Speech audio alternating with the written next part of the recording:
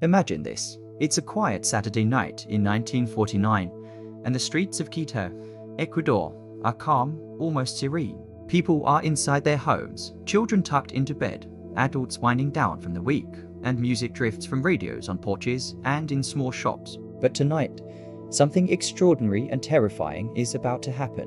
What you are about to hear is a story that sounds like fiction, yet it changed the lives of thousands of people in an instant. Two stories, separated by decades and continents, connected by chaos, fear, and the fragility of human belief. And both of them will make you question, how thin is the line between reality and panic? The first story begins on February 12, 1949. Leonardo Perez, a man in his early 30s, was pacing nervously in the cramped control room of Radio Quito. He was the director of the station, a respected news outlet owned by El Comercio, a popular newspaper in the city. The station had a reputation for credibility, accuracy, and public trust. For Leonardo, every broadcast mattered, but tonight was different. Tonight, he wasn't reporting the news, he was about to orchestrate it. In the room with him, producers shuffled papers, adjusting scripts, and sound technicians checked equipment. One anchor, a man who had written the night's script, was preparing to go live. He double-checked his lines, muttering quietly,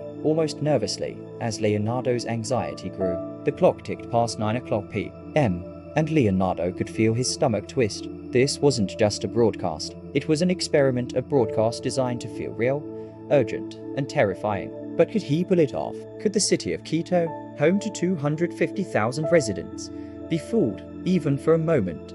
Meanwhile, across the city, 17-year-old Jos Antonio stood outside a small restaurant, listening to a live music performance on a radio. Bonites and Valencia, Ecuador's version of modern pop stars, were performing a duet that had everyone entranced. People leaned into radios, gathered on streets, and allowed the music to transport them away from their daily lives. And then, just as Jos took a sip of his soda, the music abruptly cut out. The anchor's voice, sharp and urgent, came over the airwaves. "We interrupt this program to bring you urgent news. Ecuador is under invasion." Jos froze. The world around him blurred. Half a mile away from the restaurant, diners froze mid-bite. Radio owners leaned closer to their devices, straining to hear. Panic rippled instantly. The anchor continued. "The city of Latacunga has been destroyed." Jos's heart raced as he absorbed the words. Was it true? Could it be a prank? Memories of the 1941 Peruvian invasion surged back how, as a child, he had learned that the country had been vulnerable, that no defense could stand against a sudden attack. The fear, instinctual and sharp, rooted Jos to the spot. And then, as suddenly as the announcement had begun, the music returned. Confused murmurs filled the streets. People glanced around at each other, unsure of what to do. Some laughed nervously, some prayed quietly.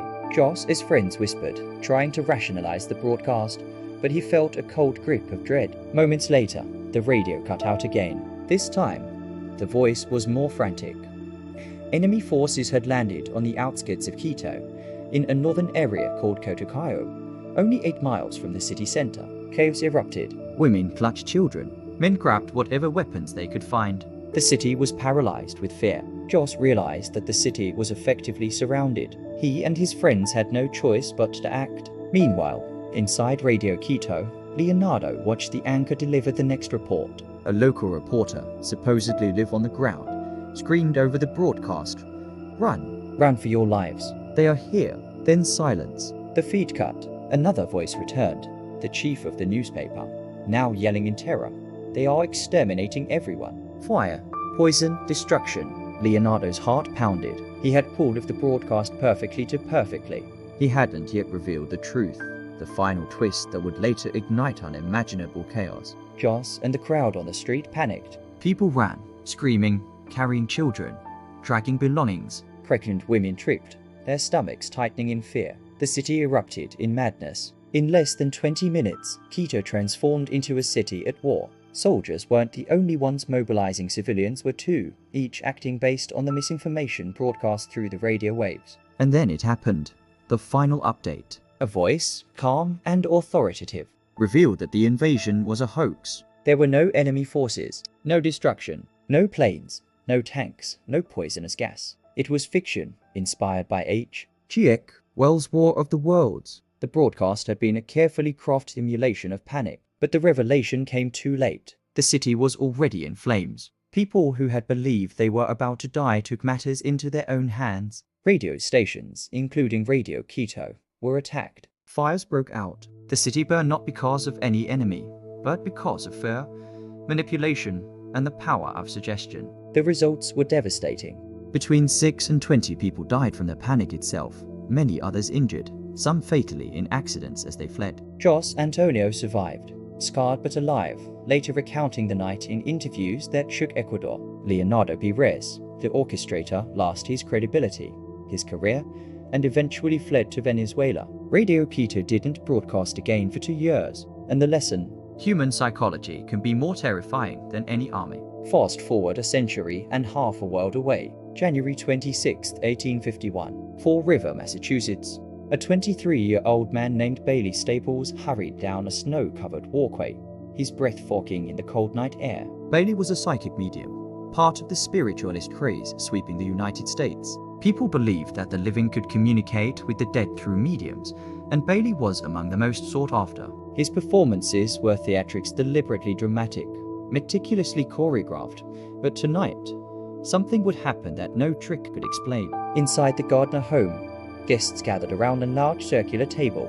Bailey, confident and energetic, swooshed his cape dramatically, announcing, "I have broken 2 tables today, and now I've come to break yours." The guests cheered, eager for the spectacle. Bailey instructed them to hover their hands over the table, fingers touching, forming a circuit. It was the classic setup. The table moves if spirits are present. Hidden hooks on his wrists allowed him to manipulate the table secretly, creating the illusion of contact with the supernatural. Bailey began the performance. The table rumbled, thumped, rose slightly. Guests gasped, screamed, laughed. He fed the tension, calling for spirits to make themselves known, demanding knocks, responses, signs. The atmosphere thickened, cold air settling in the room. A tingling sensation ran up Bailey's spine. Something in the energy felt wrong. He glanced around, sensing eyes staring in an unexplainable presence. For the first time, the illusion felt real. Suddenly, Bailey fell, hard, backwards. The table slammed down.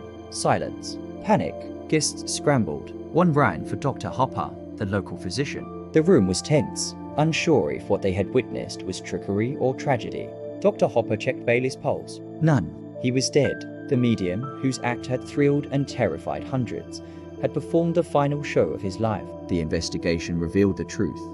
Bailey had a pre-existing heart condition. The physical exertion of lifting tables repeatedly, combined with adrenaline, fear, and the extreme cold, had caused a fatal aneurysm. Yet to the guests, the seance had seemed haunted, possessed, alive. His death legitimized the supernatural in the eyes of believers. Spiritualism in America surged, as countless new followers became convinced that ghosts were real, dangerous, and powerful.